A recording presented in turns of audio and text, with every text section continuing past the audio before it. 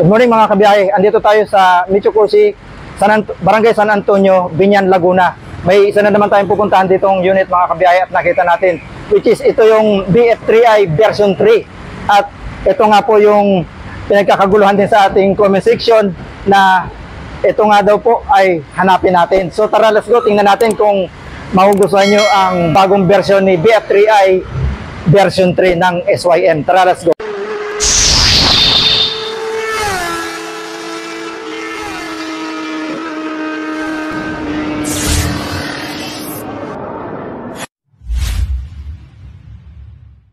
Ito na yung request ng karamihan dyan nating mga komentor. Ito na. Abot kamay na natin ang BF3i version 3 ng SYM. Dito nga po yan mga kabiyahe sa Barangay San Antonio, Biñan, Laguna. Ang magandang balita dito mga kabiyahe, ito po ay naka-ABS na. Ayan. Mga kabiyahe, ikutan natin ang unit. Ito po yung kanyang preno sa unahan, yung engine, yung gulong sa likuran na napaka-bulky, fender, taillight, yung upuan natin, at yung mismong fairings na napaka-bulky din, at yung napaka-astig na mukha. Ayan. So bago pa natin umpisan, ibibigay ko na muna sa inyo mga kabiyahe ang presyo. Ang presyo nito mga kabiyahe ni BF3i version 3, may SRP tayong 126,900 pesos. At kung kukunin natin mga kabiyahe ng installment, magda-down tayo dito ng 10,000 at nagbibigay sila hanggang 3 taon. Mag-start tayo sa 6 months mga kabiyahe. May monthly ito na 23,100 pesos at sa 12 months naman 12,606 pesos. 18 months 9,105 pesos. 24 months 7,354 pesos. 30 months 6,304 pesos at sa 3 taon 5,604 pesos. At ito po ay may rebate. Kapag tayo po ay updated sa pagbayad sa unit na ito, may rebate po tayo na 300 pesos. At may mga libre din po yan o freebies. Gaya nga po ng helmet, yung ating tools, ayan, may 3 years LTO registration at yung ating TPL insurance. Katunguhin naman natin mga kabiyahe ang kanyang specs. May engine ito na 185cc, 4-stroke, single cylinder, single overhead cam, 4 valve at naka Euro 3 engine. Max power 19.7 horsepower at 9,000 RPM. Max torque 17.4 Nm at 7,500 RPM. Pagdating sa kanyang compression ratio 11.1:1. Bore in stroke 63.5 by 57.8 mm. Fuel tank capacity 6.5 liters. Dry weight 128 kilograms. Cooling system liquid cooled. Fuel system EFI, electric fuel injected. Braking system single channel ABS. Fuel consumption 55 km per liter. Seat height 790 mm. Ground clearance 160 mm. At ang wheelbase 1,290 mm. Transmission 6-speed. Ayan mga kabiyahe, yung mga nagre-request dyan, touchdown na natin ang latest version ni BF3i version 3. Ayan, kitang-kita na natin at heto na. Unahin na nga natin sa kanyang headlight. Gumagamit po siya ng halogen bulb. At pagdating naman dito sa baba, siyempre ang logo ng SYM naka-emboss na napaka-aesthetic. At may mga decals po tayo dyan. Ayan, sabi po nga po kanina ay naka-ABS na yan. Pagdating naman dito sa kaliwa, may mga naka-lining na white, red at gold. Siyempre pa, ang kulay nito mga kabiyahe ay matte black. Napakaganda tingnan sa personal. At dito, meron siya ditong parang tuka. Ayan. At ang texture niya mga kabiyahe, naka-carbon skin siya mga kabiyahe. Oh. At ito yung kanyang turn signal. Ayan. Naka-LED tayo dyan mga kabiyahe. Pati rin dito, ganun din yan. Baba tayo dito sa kanyang fender na bulky rin. Matte black din ang kulay niyan. At tingnan natin yung telescopic fork suspension. Ito yung inner tube at yung outer tube niya. Standard po yan. At may makikita rin tayo dito ang reflectorized na rounded. Magkabilaan yan mga kabiyahe. Ayan. At ang kagandahan nito mga kabiyahe, ito ay naka liquid cooled. Ayan. Ito yung radiator natin. Ayan, oh. malapad yung radiator natin. Tingnan naman natin yung braking system. May wavy disc brake tayo dito. Ayan, yung rotor niya, malapad. At yung kanyang piston caliper na nakadual. Ayan. Ito yung appearance ng kanyang fairings dito sa harap natin. Matte black at may naka-decals na 185. At dito sa taas may BF3i. Ayan. At may mga naka-lining na gold, black at saka yung red. Na naka-combination sa kanya. Combination siya mga kabiyahe ng kulay red. At meron din ditong decals na gold na ABS system. Ayan. Black and gold ang decals. At ito naman yung appearance mga kabiyahe ng kanyang crankcase. Ayan. Matte black din ang kulay. Ayan. At may naka-emboss na SYM. Ayan. At yung ating foot brake. Yung ating foot peg ng ating rider. Ayan. Ito naman yung foot peg ng ating pillion at bulky yung stem na ginamit dito. Alloy ito mga kabiyahe pero ang kulay niya ay matte black. Ito naman yung exhaust na napakalaki rin. At syempre, ito ang maganda sa lahat dahil buong buo yung kanyang heat guard o hindi tayo mapapasok talaga dyan. At ang heat guard niya mga kabiyahe ay hard plastic na may pagka-carbon skin. At kung sisilipin natin dito sa loob mga kabiyahe, meron pa tayo dito ang mud guard. Ayan. At dito yung kanyang monoshock absorber natin mga kabiyahe. Napakalaki ng spring.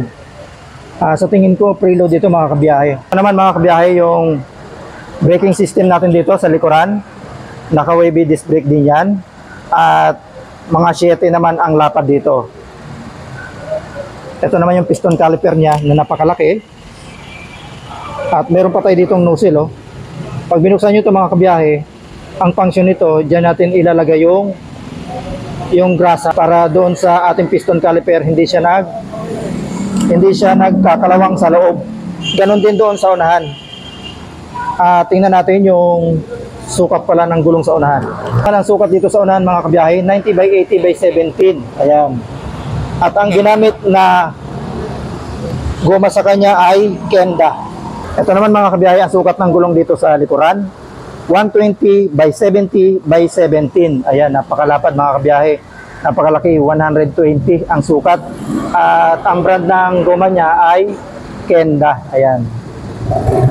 Makunap din siguro to mga kabiyahe. At kung mapapansin niyo yung kanyang magwheel, no? Napaka-brusko. Ayan, no? Parang big bike na. Ang kakapal ng mga stem niya, oh. Naka 5 stem tayo dito mga kabiyahe. Ang ganda, ang kapal. At ang ganda rin ng kulay niya mga kabiyahe. Naka gold. Ito naman ang appearance mga kabiyahe ng fender sa likuran. Ayan, medyo nagbabounce lang siya pero rubberized siya mga kabiyahe. Kahit ito masagi mo, hindi ito basta-basta bibitaw o mababasag. Dahil may pagka-rubberized siya at yung texture niya may pagka-carbon skin siya. Dito meron tayo dito ang additional na reflectorize. At itong dalawang butas na to yung kinakabitan niya ng plaka.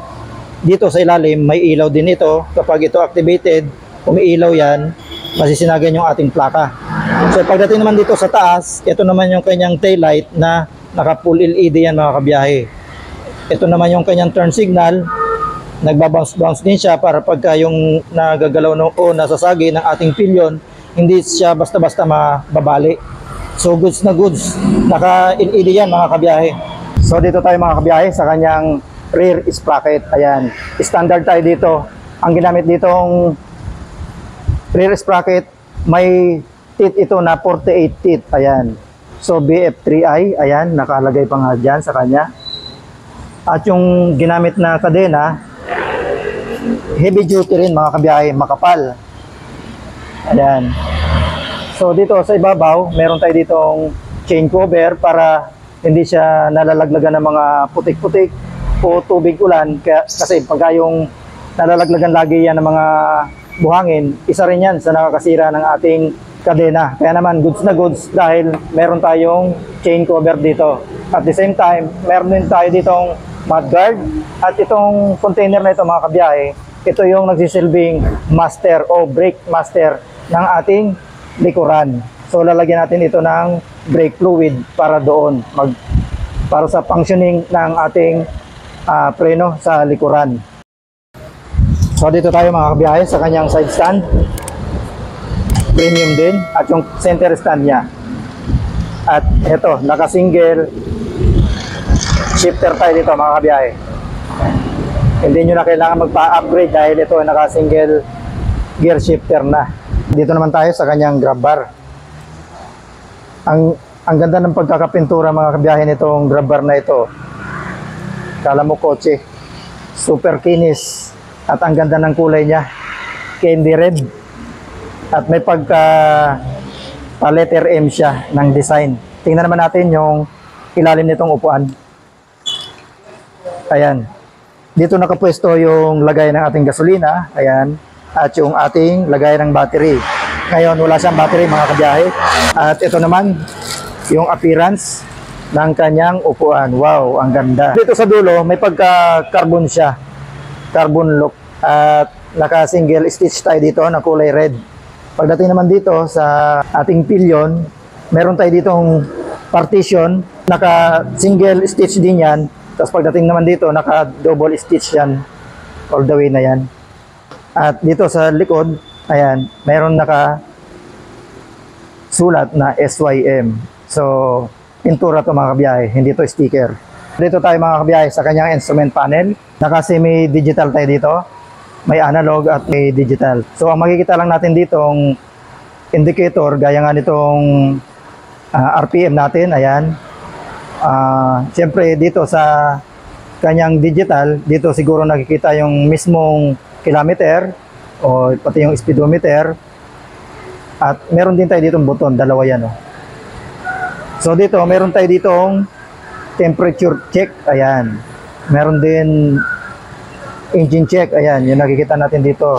Turn signal, ito sa taas, left and right. Meron din tayo ditong indicator ng headlight. Gear, ayan, meron din indicator ng gear dito sa kanan.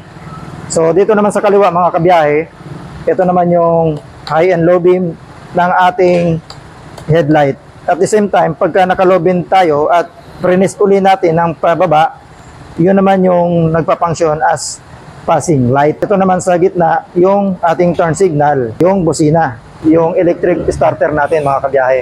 Yun lang yung switch dito sa kanan. So yun lang yung mga switches dito sa bagong labas na version 3 ng BF3i ng SYM. Ito naman yung handle grip natin na mahaba, large yung kamay natin, sobra-sobra pa, kahit extra large o double extra large.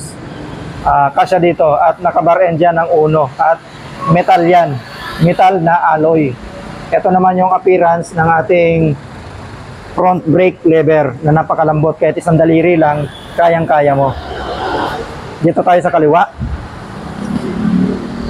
kagaya rin sa kanan, ayan, ito yung left hand grip natin, kahit double XL kayang-kaya dyan o hindi sisikip dito at naka bar end tayo dito ng uno.